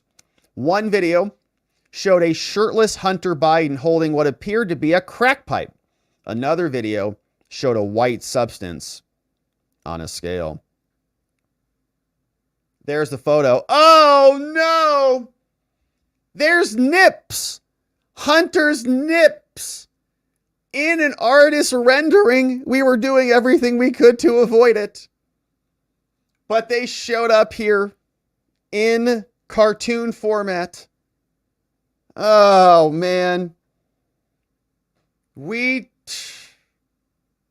I failed you, my friends. I failed you. We've gone so far without having to see the nips, but CNN just slid that one in there. Didn't even recognize that. Great. All right. Prosecutors introduce a video of a shirtless Hunter Biden. Oh, gosh. Gross. The second day of the trial has now ended. We're done. The first and as of yet the only witness, Erica Jensen, going to be back on the stand tomorrow for cross-examination. Court resuming 9 a.m. Eastern time on Wednesday. And of course, we'll be here to continue our coverage. Let's see what CBS said about the day. We have this fella who was out front in Delaware. Tomorrow, our plan is to see if we can connect with Garrett Ziegler from Marco Polo, who's also there to give us the real take. But for now, we'll see what CBS has to say about this on day 2 of the trial. With some of the most dynamic, potentially embarrassing testimony up top. Today's opening statements, we'll hear from the prosecution, the special counsel's team, and the defense. Then it's the first witness. It's an FBI special agent who'll talk about the text messages Hunter Biden sent through the course of 2018. The witness list, the way we read it, shows Hunter Biden's ex-wife next on the list. Below her, the widow of his late brother, Beau Biden. That's Hallie Biden, a woman with whom he also had a romantic relationship. The time frame hasn't really moved on this. They're still thinking 1 to 2 weeks, all of it here at the federal courthouse, and then potentially a verdict before June 14th. That's a week from Friday. Federal courthouses have their pluses and minuses. They are historic buildings. They are comfortable buildings, but there are prohibitions still on phones and computers. So the updates we give you are run out here on pieces of paper with notes we've jotted down, and we telephone in. But we will watch without our phones a historic first full day of trial here in Wilmington today. All right, so that's what it looks like at the scene. Having a difficult time getting real accurate information, but trial is unfolding. And so far, seems like there's a ton of evidence that's stacking up against Hunter. The question is, will it matter if the jury is on Team Biden because of the jurisdiction? So we'll, of course, continue to cover this. Thanks for subscribing, my friends. We got Garrett Ziegler, who will be joining us at some point, hopefully tomorrow, to unpack what's happening in Delaware. And if you enjoyed this video, you're definitely going to like our next video, which is where we're jumping into what's happening in Florida, the classified documents case, and Congress's attempt to defund Jack Smith and the rest of Trump's political prosecutors. So we'll see you over there on that one next. But we're jumping into that right now, my friends, in our second segment, which is a nice development. We'll see if it goes anywhere. And so let's get right to it. Finally, we have Congress coming up with a plan. They've got an appropriations package, which is going to defund Jack Smith, Tish James, Fani Willis, Alvin Bragg, and the rest of the corrupt Trump prosecutors. They know who they are. Jim Jordan, very unhappy about what happened with the Trump guilty verdict. And it's nice they're finally coming around to seeing this is a big problem in their Congress. Maybe they should do something about it. But we're going to hear what he said about the classified documents case, coming down on Merrick Garland, saying your own prosecutors are mishandling the classified documents case, which is what you're charging Trump for. He got charged with mishandling classified documents, but you're mishandling classified documents. So are you going to charge yourselves? Whoa. So then they now are going to be introducing an appropriations package to defund these prosecutors. We're going to see what it looks like before Thomas Massie laces into Merrick Garland, asking him about Jack Smith's illegal appointment and why he's around at all. So this is Jim Jordan. Garland from the DOJ, the Attorney General, who is allowing or orchestrating himself these prosecutions to continue, comes under scrutiny from Jim Jordan, who wants answers to the questions about what happened in Florida. Prosecutors aren't supposed to tamper with evidence, and it looks like that's what he did. He changed the sequence of the documents that he seized from Mar-a-Lago. I'm sorry, that's a false characterization, but that is ongoing. Here's what he said to the court, Mr. Attorney General. There are some boxes where the order of items within the box is not the same as in the associated scans. I mean, he said it. I didn't say it. He told the court that. Now you're asking me to comment on a discovery dispute that's ongoing in a court. I don't know the facts of it, and I'm not going to comment on it. No, this is from Jack Smith filing with the court. He admitted to the court that they tampered with the evidence. He mishandled the very documents he's charging President Trump with mishandling. And I'm just asking, do you regret picking this guy as the special counsel in the most important special counsel investigation probably in American history? I'm sorry, I did not hear the words tamper in the statement that Mr. Smith filed. He did not use those words. Well, let me ask it this way. Are you supposed to change the order of the documents that you seize and the physical documents don't match up with the scanned documents? Are you supposed to do that as a prosecutor? This is a matter in dispute, in discovery in that court, and I'm going to leave it for the district court to make a determination. After I would just say one last thing. It's not in dispute. This is what he said in the court filing. Jack Smith's team said that to the judge in the court. By the way, this case is now basically on hold because they've screwed up so many things.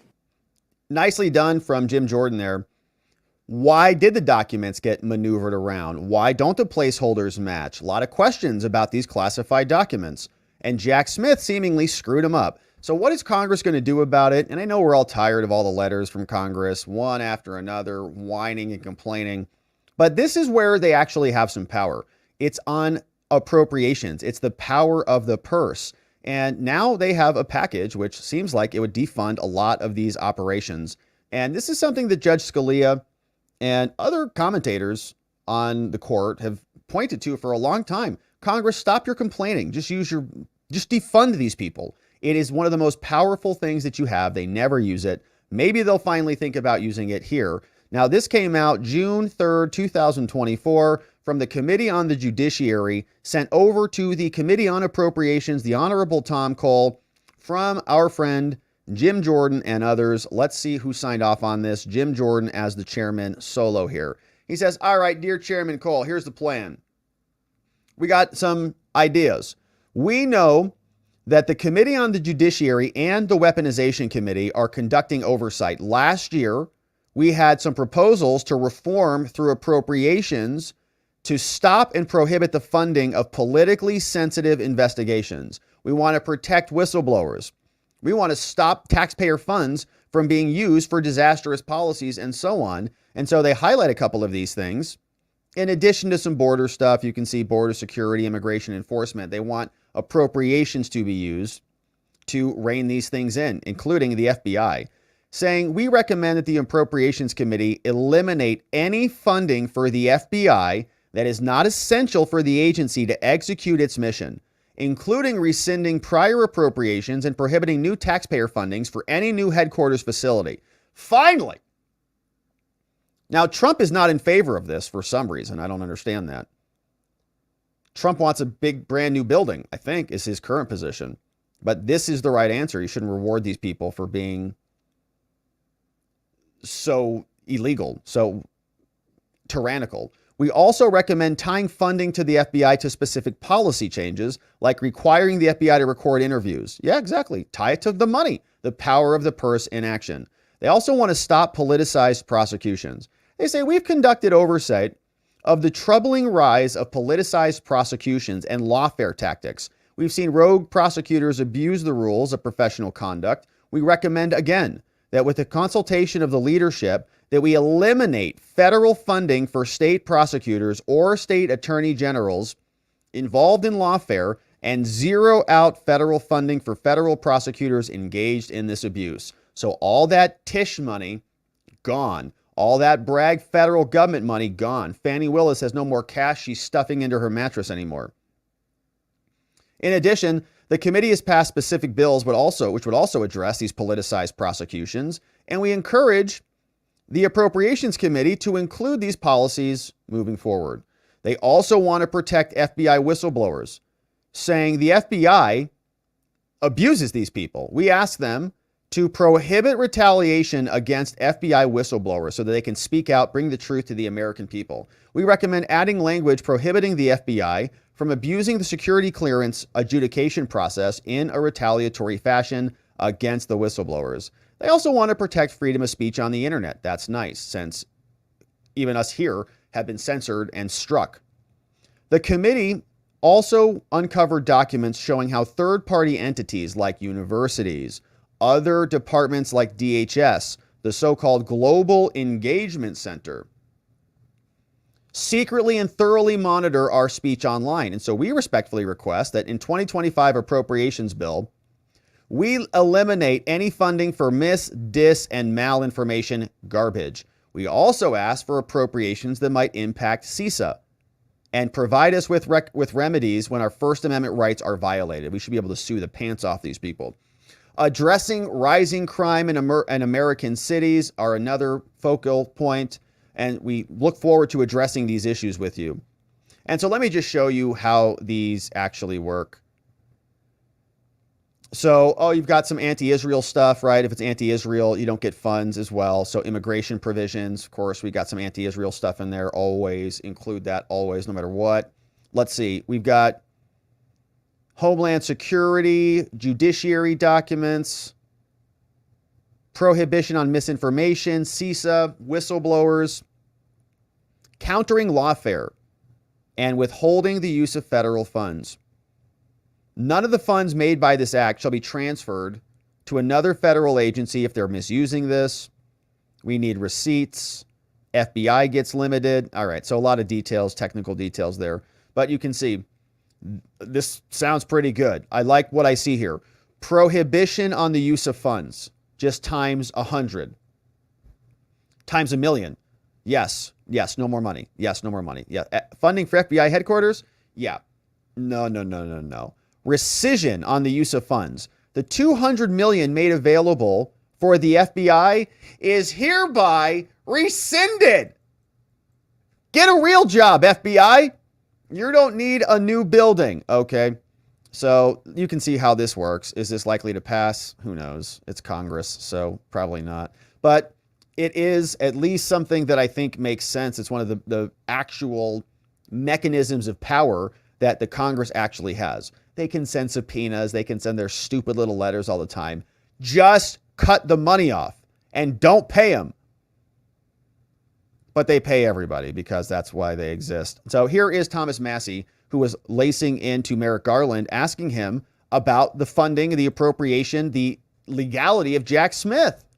Is he even properly appointed or confirmed by the Senate? No. Was Jack Smith nominated by President Biden or confirmed by the U.S. Senate? Look, you're asking me about a case, again, motions filed. This is a simple question. No, I'm not. Was Jack Smith nominated by President Biden? No, he was not. Was he confirmed by the Senate? No, he was not. Oh. When was the special counsel statute passed? There is no special counsel statute. There was an independent counsel statute that was expired. Yeah, you so it rigged expired. So what gives you the authority to appoint a special counsel? The Reno regulations. You've created an office in the U.S. government that does not exist without authorization from Congress. All right, so Jack Smith, obviously not legal, illegal, unlawfully appointed, which includes the appropriations, meaning his money should never have gone to him. So he should be defunded and prosecuted for impersonating a federal officer. We'll see if anything like that happens, but Congress is at least using the tools that they have now. That's good news. Jim Jordan and Congress moving to defund Jack Smith, Tish James, Alvin Bragg, and Big Fani Willis, and the rest of them. So we'll be here continuing to cover this. If you like this segment and you want to hear more of Merrick Garland getting obliterated by a Republican onslaught in Congress, that's coming up in our next segment. So hopefully join us watching that one next. All right, my friends, and let's do that right now because we got some good clips, some good highlights. You may have seen this today. We watched a little bit of this morning with our membos, but we'll hit it again because it was very satisfying. Talking about our Attorney General. Merrick Garland, the Attorney General of the United States, had a pretty rough day in Congress today, getting slapped around by a bunch of Republicans in an onslaught. We got Matt Gaetz coming in hot with a bunch of questions and then follow-up questions to some very pertinent items that we would like some more information on. In particular, how was the DOJ communicating with the rest of the Trump prosecutors scattered around the rest of the country, engaged in their own lawfare attacks against Trump? Nadler, who's been in Congress for decades now, says that there are threats of violence coming when Republicans ask the hard questions, but Thomas Massie and Dan Bishop will also bring the ruckus to Merrick Garland, and so we'll listen to see what they said in the highlights from today's testimony. But the big one that's catching a lot of attention is from Matt Gaetz. Fiery as usual, he posted this. He says that Garland is calling this a dangerous conspiracy. Yes, everything is a dangerous conspiracy. Everything is so harmful and undermining democracy and blah, blah, blah, all the things when it's oppositional to your intended goals. Here's Matt Gaetz versus Merrick Garland in Congress. Attorney General, you've told us that it's a dangerous conspiracy theory to allege that the Department of Justice is communicating with these state and local prosecutions against Trump. You can clear it all up for us right now. Will the Department of Justice provide to the committee all documents, all correspondence between the department and Alvin Bragg's office and Fani Willis' office and Leticia James's office? The offices you're referring to are independent offices of state. I get that. I get that. State. The question is whether or not you will provide all of your documents and correspondence. That's the question. Yours. I don't need a history lesson. Well, I'm going to say again, we do not control those offices. They make their own decisions. The question is whether you communicate with them, not whether you control them. Do you communicate with them, and will you provide those communications? You make a request, we'll refer it to our Office of Legislative Affairs. But see, here's the thing. You come in here and you lodge this attack that it's a conspiracy theory, that there is coordinated lawfare against Trump. And then when we say, fine, just give us the documents, give us the correspondence, and then if it's a conspiracy theory, that will be evident. But when you say, well, we'll take your request, and then we'll sort of work it through the DOJ's accommodation process, then you're actually advancing the very dangerous conspiracy theory that you're concerned about. Now, you were a judge, once nominated the highest court in our country. SCOTUS. When you were a judge, I'm just curious, did you ever make political donations to partisan candidates? Like Judge Merchan did? No, and you didn't, because that would create the potential appearance of impropriety. I didn't, because there's a federal rule barring federal judges from making contributions. Right, but under that same theory of there's a rationale attacks on the judicial process, right? Like, shouldn't someone be owed like a jury of their peers and a judge that's non-biased, rather than getting a judge from your political opponent's donor file? I'm well aware that you're not asking a hypothetical. You're asking me to comment on a jury verdict in another jurisdiction which has to be respected. I won't comment on it. That case is still ongoing. The defendant, Mr. Attorney General, I hadn't asked you about the verdict yet. We were getting there. I was talking about the judge. And so let me ask you this question about your time as a judge.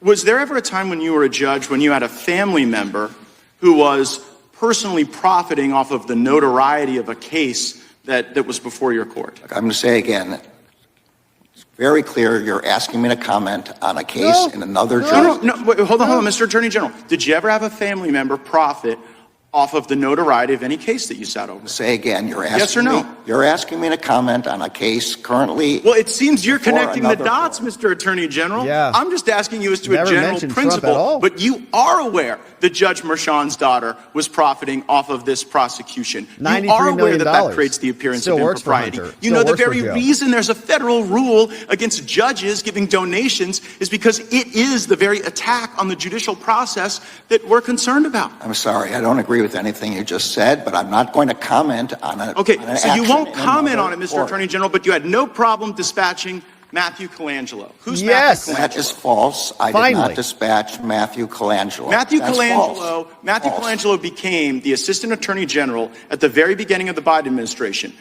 Without having been Senate confirmed, goes and gets this senior role at the DOJ, and then after, I believe it's Gupta replaces Colangelo, Colangelo makes this remarkable downstream career journey from the U.S. Department of Justice in Washington, D.C., and then pops up in Alvin Bragg's office to go get Trump. And you're saying that's just a career choice that was made that has nothing to do with the lawfare coordinated by the Yeah, and let's back up there just a little bit more there, Matt. Well done on that, by the way. Amazing. But before that, Matthew Colangelo was also with Tish in Leticia James's office, prosecuting Trump all over the place. And before that, he was with Obama, working for Eric Holder in that DOJ. So he goes from Obama's DOJ to New York's AG, then back to Biden's DOJ, and number 3 over there. Then he goes back to a small little assistant prosecutor position in Manhattan DA's office. He's gone through 4 different locations and probably all 4 times prosecuted Trump. Probably was the guy behind a lot of the initial the planning with Obama, right? When Trump got framed essentially after he won in 2016. So the list goes on and on and on. And Garland is just telling us, oh no, he just went and got a new job because he's very interested in justice in New York. False. I did not dispatch Mr. Colangelo anywhere. Well, do you know how he ended up there? I assume he he applied for a job there and got on the Indeed. job. Yeah, he went to like you know what? LinkedIn. I tell you, I had nothing to do with it. Well, you might not have had anything to do with it, but we've got this contemporaneous evidence in Mr. Pomerantz's book. So Pomerantz writes this book, which I'm sure you're aware of, where he says, we put together the legal eagles to get Trump. We got all these folks together and we assembled them for that purpose. And so when we on the Judiciary Committee think about attacks on the judicial process, our concern is that the facts and the law aren't being followed. A target is acquired, here, Trump, and then you assemble the legal talent from DOJ, Mr. Pomerantz, and you bring everybody in to get him. And meanwhile, the judge is making money on it. The judge is making money on it, or the judge's family is making money on it for stuff that you yourself wouldn't do. You know, no one's going to buy this. No one's going to believe it. It's going to create great disruption. And I am saddened by it because, like you, I've given my life to the law. I care deeply about the law. And I think that the lawfare we've seen against President Trump will do great damage well beyond our time in public service. I see my time's expired. Well done. Well done. And I totally agree with that. It's a shame to watch our entire system come crumbling down because of the left. And they're the ones who are doing it. They're so upset with Trump that they don't even recognize what they're doing. They just are willing to break everything because they hate the man so much, not even recognizing what they're doing to themselves. It's like, you realize you're like chewing your own arm off right now. You understand that? Well, I hate this arm. It's an orange Cheeto. You're like, well, you're also wrecking the whole country as you're doing this. So they don't care. They brought out Nadler. Let's listen to him for just a second before we move on. We'll listen to the full Massie clip, and then we'll hear from Dan Bishop. But here is Nadler laying up a softball. He's seated up on his multiple layers of diapers. That's just why he's got a little booster seat there. But Garland is asked about the danger of Trump saying that the FBI was going to go and take him out, because they did have a use of force policy that was written in there that authorized them to use some level of force. And we know that in other FBI raids around the country, people die regularly. Happens all the time. Not even a thing. They just, well, whatever. Another guy, we shot another dude. They're like, oh, perfect. Another good day for us. So Garland then says that that is dangerous to even think about it. Mr. Attorney General, throughout the 118th Congress, Republicans have made bogus allegations claiming that the Justice Department has been weaponized. Most recently, there was an allegation that the FBI was authorized to, quote, kill the former president. What impact does this type of rhetoric have on the career prosecutors and law enforcement agents at the Department of Justice? Right? This is dangerous. It raises the threats of violence against prosecutors and career agents.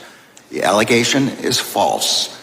As the FBI has explained, the document that's being discussed is our standard use of force protocol, which is in a non-standard case where you have another entity called the Secret Service defending and protecting the president on what I would argue is his sovereign property as an outgoing president. Limitation on the use of force, and which is routinely part of the package for search warrants. And routinely people die in search warrant raids, routinely. And was part of the package for the search of President Biden's home as well. So when former President Trump... Did they raid him? Did they send in armed agents in plain clothes to raid Joe Biden? Did they take photographs of his wife's bedroom and Hunter's bedroom like they did with Barron's? I don't think so, Mayor. So we'd like to see a lot more about that raid, so-called, of the president's, all those photographs and all the evidence logs, because you say it's the same. Now, how come you didn't charge Joe? Alleges that this was an assassination attempt against him. He is not telling the truth, either knowingly or, as is often the case with him, unknowingly. I'm just saying that the allegation is not true. This is our standard use of force policy. Yeah, it's standard. So they could have shot and eliminated a threat. That's their use of force policy. Got it. Thanks for confirming that for us, Mayor. All right, Thomas Massie was also out. In our prior segment, we listened to a little snippet of him lacing in on the appointment of Jack Smith, but I think the full segment here is worthwhile. So let's tune in and see what Massie says. I want to start by reading you the appointment clause of the Constitution. Article 2, Section 2, Clause 6 states, the President shall nominate and by and with the advice and consent of the Senate shall appoint ambassadors, other public ministers and consuls, judges of the Supreme Court, and all other officers of the United States, whose appointments are not herein otherwise provided for, and which shall be established by law. Are U.S. attorneys nominated by the President and confirmed by the Senate according to this appointments clause? They are appointed by the President, confirmed by the Senate.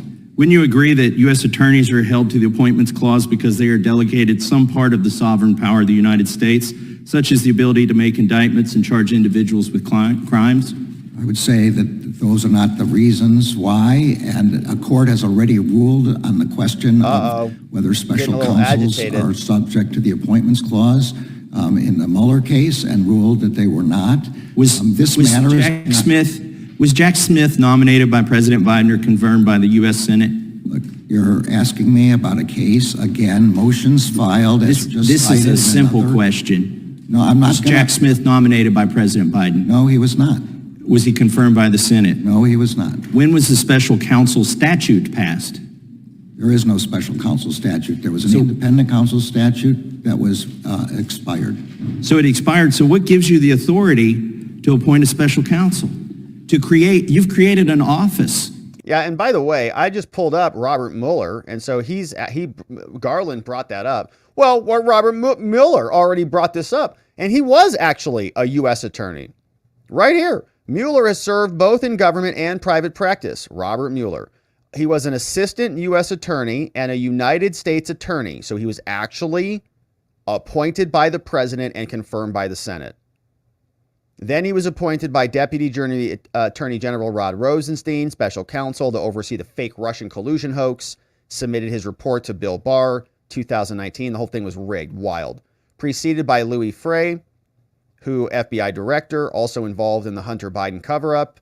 And so, yeah, he was an actual U.S. attorney who was actually appointed by the President. And that never happened with Jack Smith. In the U.S. government that does not exist without authorization from Congress. There are regulations under which the Attorney General appoints special counsel. They've been in effect the Reno regs, 30 years, maybe longer, under under both parties. The matter that you're talking about whether somebody can have an employee of the Justice Department serve as special counsel has been adjudicated. You appealed, let me interrupt for a second, because you appealed to a regulation, a rule, whereas the Constitution says shall be established by law. Yeah, and there's the statutes. Right, the statute, but you referred to a regulation, not to U.S. code. May I answer? The regulation cites the two U.S. code provisions that permit the Attorney General's appointment. Attorney General Barr cited to the same ones. Are you familiar? Even Attorney General Meese did that. All right. Are you familiar with former Attorney General Meese's amicus brief? No. You're not? I know that he's filed one because I read it in the newspapers, but otherwise I'm not familiar with it. But well, he raises some good questions that I agree with in there. It seems like you've created an office that would require an act of Congress, yet there's not an act of Congress that authorizes that. And even if it didn't require an act of Congress, and you've already admitted it, there was no act of Congress that established this office, it would still require, according to the Constitution, a nomination by the President and confirmation by the Senate. Yeah, I want to move on can't override that. To January 6th. Is it accurate to say that the DOJ is on pace to arrest roughly one protester a day in 2024, nearly 3 years after the incident? I don't know what the pace is. His job is to arrest and bring to justice people who are criminally responsible, and as they are found, they will be arrested. Is your office preparing to drop charges against more than 340 January 6thers charged with 1512C2 and released dozens from prison on that count if the Supreme Court this month reverses how your department has used that statute against them? We respect the Supreme Court. Whatever the court rules, we will act appropriately. So you'll have to drop the charges if the Supreme Court says that you did that wrongfully. I'm not going to answer hypotheticals. We'll wait and see what the Supreme Court says. What do you say in response to D.C. Appellate Court overturning 2 excessive sentencing requests sought by your office? I say that is a United States system of justice working. Yeah. If people think that they have inappropriate sentences, they can appeal their sentences. That's the way our system works, and we respect the results. Maybe you're overcharging all of them? You've refused to answer questions before us, including my questions about January 6th on multiple occasions here in this committee, but the Inspector General is preparing a report. Are you in receipt of that report yet? He's promised to examine the role and activity of DOJ and its components in preparing for and responding to the events at the U.S. Capitol. And instigating and creating. Are you in receipt of that? I'm not in receipt of any report. You'll have to ask the Inspector Dropping pipe General. bombs off. Isn't it true that it will go to you before it's released Not for review? prosecuting. I don't know about it will not Other go to me for instigators. review. The Inspector General is independent. I hope to see it before, but that's up to the Inspector General. Let me just remind you, I was not the Attorney General on January 6th. Do we have your commitment to release that as soon as you see it? No. The determination of the release of Inspector General reports is up to the Inspector General. We give them independence. Congress demands that we give them independence. My time has expired, but we have your commitment not to slow down the release of that from the Inspector General. Our Inspector General is a very independent person. All right, so that's Merrick. Good job on Massie digging into those issues, and we've covered that at length here. The Ed Meese illegal appointment of Jack Smith. Merrick Garland's relying on those old Reno regulations, which were cobbled together from a bunch of various U.S. codes to give them this power to appoint special counsel. Feels like it's not the law. Hopefully the Supreme Court or another court weighs in on that soon enough. It might be Judge Cannon. So we'll finish up the onslaught against Garland with Dan Bishop asking Garland about what's happening with the social media companies as we move into 2024. He says, no. We're not putting pressure on social media companies, not this year. Attorney General, you have resurrected the Foreign Influence Task Force, and there's an FBI spokesman who recently told media, according to reports, that FBI has returned to facilitating the sharing of information about foreign malign influence with social media companies in a way that reinforces that private companies are free to decide on their own whether and how to take action on that information. A district court has decided that you didn't do that before. How are you doing that? How are you reinforcing that private companies have their own capacity to decide? The case that you're talking about is now under advisement in the Supreme Court of the United States, and I'm not going to comment on any court matter which the court may. I didn't ask you to do that. I asked you to ask you how you're reinforcing it. That's what your spokesman said. You're reinforcing the private company's latitude. How are you doing that? I'm not going to comment on what the district court said.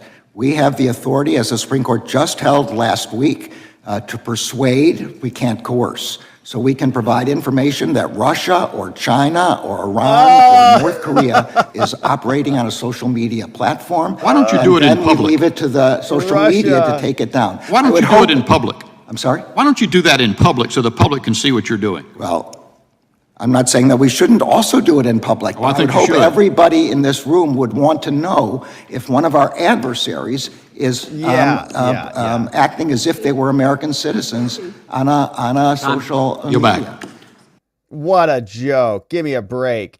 You mean like the last time you protected us from Russia, and you made up a bunch of fake nonsense to try to dog President Trump throughout his entire first term? Don't you want to know? Yeah, you mean like we want to know from our CIA when they just make up fake lies and 51 of them sign a propaganda letter to try to rig an election and succeed in it, evidently? Yeah, and then the federal government is not going to coerce anybody. They're only going to persuade them. You know, with the entire power of the federal apparatus down on their neck. So that's Garland, and he is squirming a bit in there. It was enjoyable to watch. Whether that's going to change anything at the DOJ, of course, we know the answer to that is no. He's not going to change anything. They are operating on raw power. But we got some good statements on that one out of him from Massie, from Gaetz, from Bishop, and Garland telling us that they're not going to coerce anything in 2024 We don't believe that for a minute. We know that they have done this in the prior election. They're going to do it again. So we're going to be here continuing to cover it, my friends. Thanks for subscribing and liking this video wherever it is you're watching it. It really helps YouTube promote this and send this out to more people. If you missed our first segment, which was about Hunter Biden and his trial, make sure you go and check that one out. We'll cue that one up right here for you so you can watch that one next. We'll look forward to seeing you over there. All right, my friends. Well, that is going to be it for us on the day. We covered some good ground. Merrick Garland caught it in Congress today. It was quite enjoyable. Finally, we got a plan from Congress to defund Jack Smith using the power of the purse, one of their actual tools. And we also saw Hunter called Jill Biden not a good one. And FBI agents testified against him today in trial on day 2. Tomorrow, the plan is to see if we can connect with Garrett Ziegler from Marco Polo USA to be here and join us to debrief what is happening in Delaware. So please subscribe, my friends. Please like this channel, and we'll see you back here, of course, tomorrow. But we're not done here yet. We're going to see what you have to say about this. Super grateful that you're here and joining us and supporting our work. Really appreciate it. Thank you to Paula Gail Awansky. What's up, Paula G in the house, a new supporter. Glad to have you, Paula. We got Kenny V is another new supporter. Welcome aboard, Kenny V. Joining us as a membo. YouTube and locals members. We'll see you tomorrow on our members only morning stream. We got Glocky sharing this one from Margot Cleveland. Headline is, Chuck Schumer's brother works for the law firm behind Bragg's Get Trump indictment. Yeah, it's just one big incestuous family there in DC. Glocky says, Google Gemini, show me a picture of Hunter Biden. Show me a picture of Hunter Biden. I thought that was Dave Chappelle, but if Google, looks like he ate some powdered donuts or something. I don't know. But if that's Hunter, Google knows, I guess. Here's Glocky also sharing this one. Here's how it works. Here's how it works. FBI goes first, then the DOJ goes first, then the Biden administration goes first, then the MSM goes on it, and they're all covering up the Hunter Biden laptop scandal. Isn't that fun? This is from Glocky. He says, you know, Jack Smith was not legally appointed today, and Secret SS Oberstabenfremmer Garland, Obersturmbannführer Garland, admitted under oath it's time for Judge Cannon to do an immediate dismissal of all charges against Trump with prejudice and start referring charges against Jack Smith and his whole team. Did you see this story from the Babylon Bee? Glocky flagged this for us, says, the FBI raid on Melania's closet was justified. Merrick Garland testified in front of Congress. He looks, you know, like Melania. He looks a lot like a really ugly man version of Melania, but it's a nice outfit. She's got good style.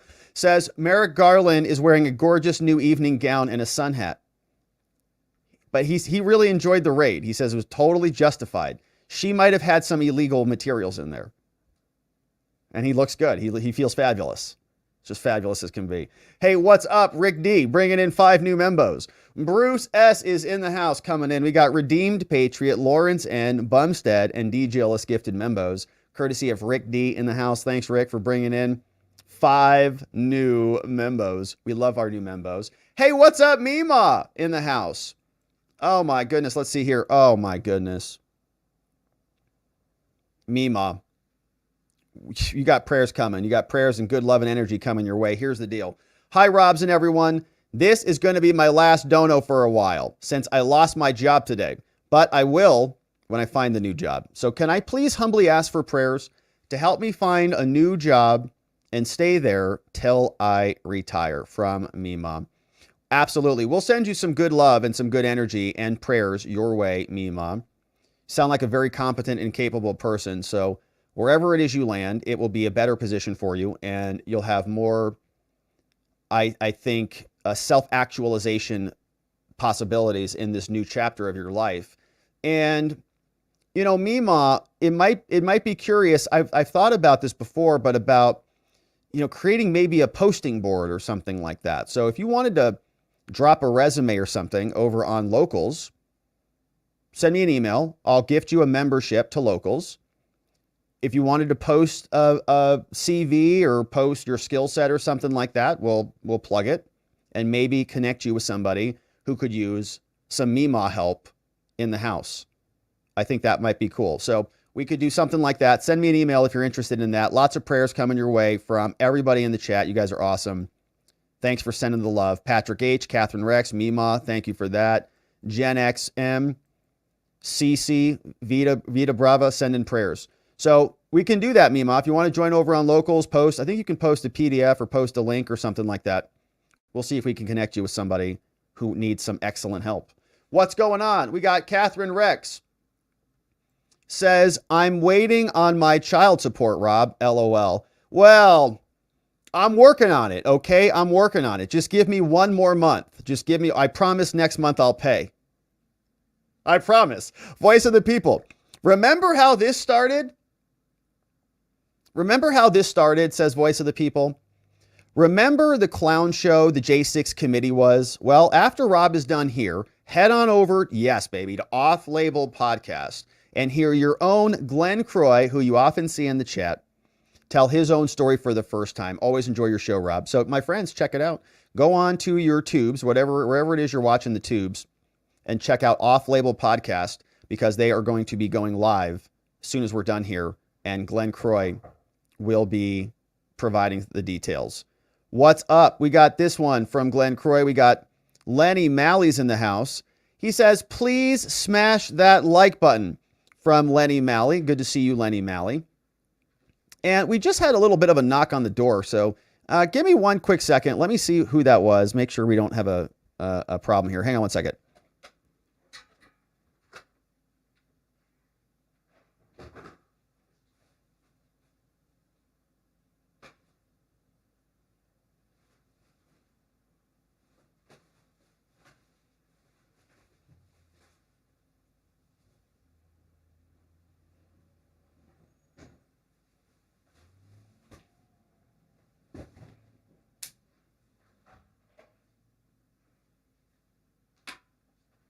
All right, we're back. No FBI, we're back. We got it figured out. Okay, all right, that's good news. Thanks for the accommodation, my friends. We're back at it. We got John Libby is here. He says, she walked out 15 minutes late yesterday, dropping payment to the judge, probably had to read him a bedtime story too. She walked out 15 minutes late yesterday, dropping payment to the judge. All right, so that's pretty funny. All right, so that was apparently Jill dropping off bags of cash. What's up? Chaz G says, did you see Adam Schiff today? Looks like he was high on Hunter Biden's party favors. Schiff was pretty jacked up for sure. We saw that today. Yeah, he was all jacked up. He looks like he's putting on a little weight too. His pencil neck looked a little bit thicker today. Hey, Glenn Croy. What's up? Glenn is going over and hanging out with Voice of the People, and they're going to be doing Off-Label Podcast, 8 Eastern. Come chill after the Rob stream. Go check it out. It's going to be great. That's going to be fun. I'm glad you guys are doing that, and hopefully you have a great stream. I know you will. John Libby, good to see you. Chaz G, what's up? Leanne says, I don't know why my last message wouldn't allow a tip. Baby steps, learning your new system. What's up, Leanne? Thanks for trying to figure it out. Locals just had some updates, no doubt. Says, Rob, thanks for your humor. You are very much appreciated. Thank you, Leanne. And thank you for being here. Thanks for joining us as we navigate this wild circus freak show. Hey, what's going on? Penny Whitbrot is over on Rumble as Nurse Penny. You should subscribe to her channel. Robert, Nurse Penny here. I believe the proper legal term for a redaction of a wiener picture would be a rediction. It's not a redaction, it's a rediction. Get it? Well done, Nurse Penny. But it's not a redaction, it's a rediction. Womp, womp, womp. I like it. It's pretty good. Thank you, Nurse Penny. Is that a clinical term? Funny. What's up, Michelle P? Hey, bringing in 5 new membos. Thank you, Michelle, for doing this. Belial coming in. We got That's Not My Name is here. Kathy F, Jackie S, and Scott the Engineer, all joining us courtesy of Michelle P. bringing in 5 new membos. We got a bunch of new membos coming in. What's up? Freedom Lover is gifting 20 new membos. Wow, amazing. Warrior for Truth is coming in. Thank you, Freedom Lover. Becoming a membo and gifting new membos. Freedom Forever is bringing in Warrior for Truth. Angel 59, Bam Bam's here. Tahoe Blaze, Greg S, Josh P. What's up, Daniel T? JP's coming in. Apache Man, Lemmy Get That is here. Lemmy Get That is here. Just Jim J. We got Chris P. Rage Star is here. Drea D. What's up, David C? We got Dankus Cryptos in the house. Peter Jester, Ernie C. Stephen Kidd, Greg M, and we got new membos coming in. Shout outs from Janine, Marine Corps, and others. All very appreciative of our friend Freedom Lover bringing in 20 new membos. Welcome aboard, 20 new membo friends. We'll see you in the morning, membos only stream. John Libby, what's up? Says everyone knows damn well they're going to expedite every opportunity of this case with Hunter, so Joe has time to pardon him. Let's go, Brandon. Well, yeah, it's going to go quickly. I have my doubts about whether there will be a conviction, honestly. It's obvious that there's enough evidence here, but this is a jury nullification case through and through, and a political nullification case through and through. So we'll see. I think it's probably not going to be a conviction if I had to guess at this stage. Maybe there's 1 or 2 holdouts, so he will not have to pardon him. It'll be over. They won't have to pardon him. They'll say a jury of his peers acquitted him, and nobody will buy it. Rob says, my feeling is that they're going to let this go down and Joe will pardon Hunty Poo. I think they'd love to avoid it. If they could avoid it, that would cause some serious political damage. And I don't think he would pardon him before the election. He'd pardon him after the election if he lost. He'd be on his way out. This old guy, because Hunter's not going to go to jail. Even if he gets convicted of these charges, he's not going to jail. They'll give him probation. This old guy says, even if it never left the lockbox, Hunter is still guilty. Yeah, no one's above the law. 100%. Lock him up. Rick D says, Title 11, Section 421, voluntary intoxication. The fact that a criminal act was committed while the person committed such an act was in a state of voluntary intoxication or was committed because of such intoxication is no defense to any criminal charge if the intoxication was voluntary. Yeah, it's direct from Delaware State Code. Of course, this is a federal case, but from what I've read, voluntary intoxication is a really hard defense to get through in a federal trial. Yeah, totally. We don't allow people to just say, oh, I was intoxicated, and that's an excuse to criminality. You think about what kind of incentive structure that would create. Everybody would just get drunk before they commit their crimes, or just do drugs before they commit their crimes and say, oh no, I was high, so I couldn't form the mental requisite, the requisite intent because I was high. Everybody would just be high all the time. Or no, I didn't know. So voluntary intoxication doesn't count. Involuntary intoxication might count. If you're at a bar and someone spikes your drink and you do something bad or illegal and you had no idea, you're just driving home and all of a sudden you're high on something, or wow. Yeah, that could be a defense, a tough defense, but it could be a good one. This old guy says, come on, Rob. No New York juror is going to spend the time to read a 20-page document of jury instructions anyways. So why even bother? What's up, this old guy? Glocky sharing this one.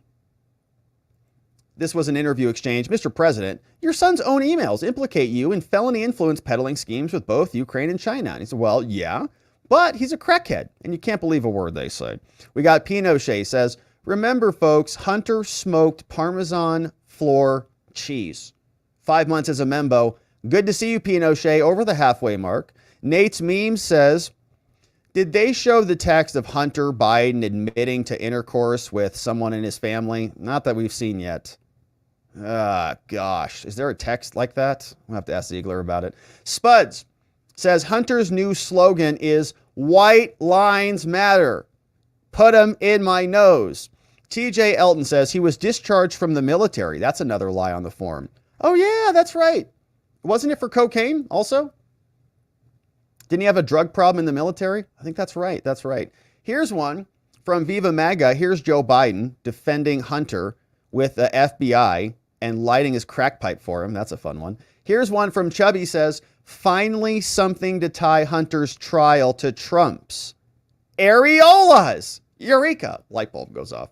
What's up? Jody White is a new supporter. Welcome aboard, Jody. Thanks for becoming a membo. We'll see you in the morning on our membo-only streams.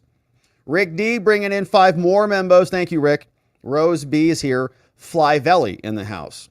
Nuna H, Resist the Woke, and Zon B, gifted membos, courtesy of Rick D. Thank you, Rick, for bringing them in. We got An Evening with Uncle Ray on the Rumbles. Says, either way, the Bidens lose, in my humble opinion. Acquittal shows a clear 2 standards, and if they lose, then they will have to fight for a Second Amendment rights to get Hunter off. Yeah, if he's acquitted or hung, it's going to show a massive double standard. And if he's convicted, he'll just get probation. It's not even going to be that big of a deal.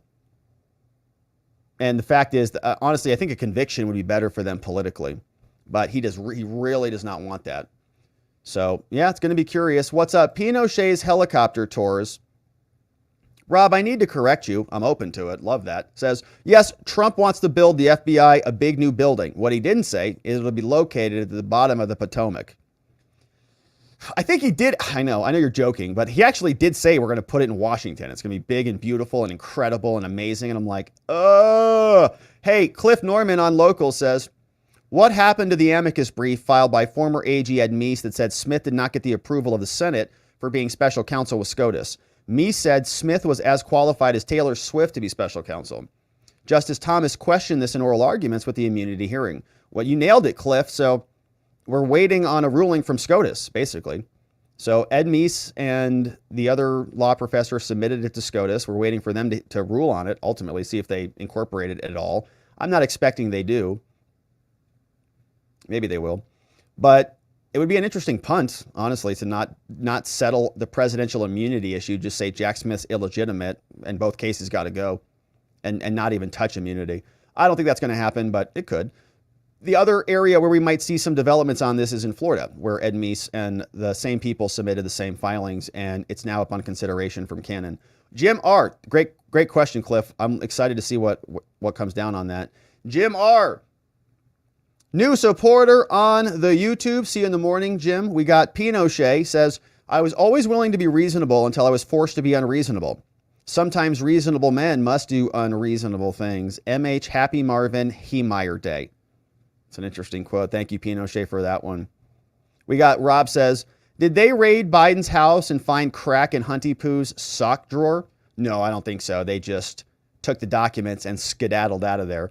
Hey, it's the Munkets is bringing in 5 new membos. What's up, Tony Hay? Bringing in Ronnie S., Nancy K. We got Squirrely Girls coming in. What's up, Squirrely Girl? The Hurricane and Carol W. in the house, courtesy of Tony Hay Munkets. Hey, it's the Munkets. Rob says, they overcharge so they can force a guilty plea because they can't afford to pay the fines to get out. We should make sure to have the same overcharging policy on the Democrats. Absolutely. Jail, immediately, straight to jail. Hey, Lost Cause. Membo for 8 months. Woo, we got 1 month till we got a baby in the house. Says, thank you for your hard work, Rob. Thank you for that, Lost Cause. Good to be here with you, my friend. Wouldn't want to be anywhere else. Really appreciate you being a membo, and we're looking forward to a busy year ahead. No Cowakin, what's up? Thank you for this one. Says, great work over on the locals. We love our local friends. Goofy for Jesus says 20 minutes until Glenn Croy's J6 interview over on Off Label Podcast. It's going to be good. Head on over there. What's up, Goofy? Knox says, prayers for Mima. Prayers for Mima in the house. We're sending some love and energy and maybe even some job leads at some point. Londo, what's up? Sending a test tip in. Londo, it worked. We're hearing you loud and clear. Thanks for sending that one in. We got this one from ELF. Elf says, 10 membos are coming in courtesy of Elf's generosity. Guess who's here? Cecilia M. Alter Dart is joining us. Kayla R. Taylor's here. High Definition. Lactonics joining us. Golden Gaming. Mayito's here. Donna M. Smoke in the Water. And Muffin Rando is shouting out our friend Elf for bringing in 10 new membos. We love our membos. and we'll see our membos in the morning streams. We got Mark M. What's up, Mark? Hey, thanks for this one. Nice dono. Thanks for being a membo, Mark. Very appreciated. Says thanks for all of today's updates. Thanks for joining us, Mark. As we go through it, we'll be back here tomorrow for more. Rub some dirt on it. Says, but donos work for original posts on Locals. Locals has made some changes, and so I think we're all trying to figure it out. Hey, Lost Cause says, hi, Dad. Mom needs the child support ASAP. Hi, Dad. Can you please pay? We're starving over here, Dad. It's not funny, all right? It's not funny. Support your kids. Rub some dirt on it. Says, thanks, John McGarvey. For clarity for Locals users, donations work on original posts, but not on replies. Good details from John McGarvey and Rub some dirt on it. God Rides a Harley joined us as a supporter. Great to have you, God Rides a Harley. We'll see you on the morning stream. Aussie Kev says, has the owner of the 2 bags of cocaine been found? No. Well, I think they know who it is, but they don't want to tell us who it is. It's probably Hunter. Knox says, happy Taco Tuesday, all. Sharing a great comparative analysis and some stuff I did not know on the Weimar Republic and the obsession with trans queer ideology, along with blaming racism for everything. Sound familiar? This looks like a great one. Pride and the Weimar Republic, frankreich.substack.com. Looks like a good one. Yeah, I think there's a lot of analogies between the two. Kind of the encroaching degeneracy that we see in our culture. What's up, Donut? Mind Me is clipping for us today. We got this one from Queen Bee's Art Hive. Says, I'm a membo for 11 months, and YouTube is gypping you on months. Unbelievable. They're probably taxing you like our federal government, taxing you 4 months off your entire membership. Thanks for being here, Queen Bees. We'll try to remember that. 11 months as a membo. We appreciate you being here. Love y'all. Love you back, Queen Bees. Thanks for being a membo. YouTube is a-hole, as we know. NY says, Rob, happy Tuesday. It's always a great stream when we morally humiliate the Attorney General. Yeah, my favorites. Rubio's is going out of business, so fulfill your Taco Tuesday duties. Rubio's is? Is there one? There's one in the corner. Right around the corner. Oh, that's interesting. Rubio's. I've eaten there a few times. What's up? Wasabi Now. Wasabi Now says, Rob, if Hunter is found not guilty, wouldn't that precedent be used for everyone else's defense to drop charges on lying on the firearms purchasing form?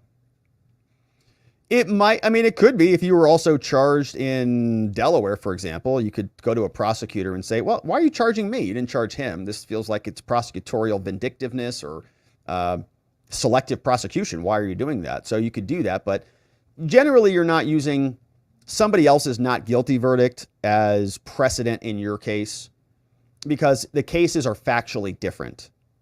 They're not the same. You're not comparing apples to apples. It's apples to oranges between cases. But you could maybe be persuasive in another prosecutor in another government case to say, look, man, you brought a case against Hunter. The jury denied it. It's found not guilty. This case is substantially similar. They didn't find that there was evidence beyond a reasonable doubt there.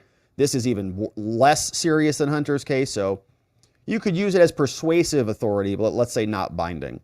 But a good question. Wasabi Now, great one. All right, and my friends, those were amazing donos and super chats. Thank you so much for sending those in. Extremely grateful for your support. Welcome to our new membos. As always, we do members-only streams in the mornings when we're not traveling or at events, but we'd love to have you join us wherever you join us. Grateful to have you. Let's say hello to our friends on X, see if anybody is joining us here. We got Fred Pedamonte says, there's a problem here. The gun bought at the shop is a revolver. The gun on the laptop is a semi-automatic with a magazine. 2 different guns. Shot says he does have this thing about holding grudges. Apparently, he's not the only one. Not Merrick Garland and fired FBI director. They appear to suffer from the same affliction. What's up? Rob has some posts over there. Hunter is just filled with crack on our timeline. Samantha says, no, we haven't been following the Karen Reed trial. They're on day 20 of this trial tomorrow. I've seen a lot of people are covering it. I don't even know who that is. Is she a celebrity? Karen Reed.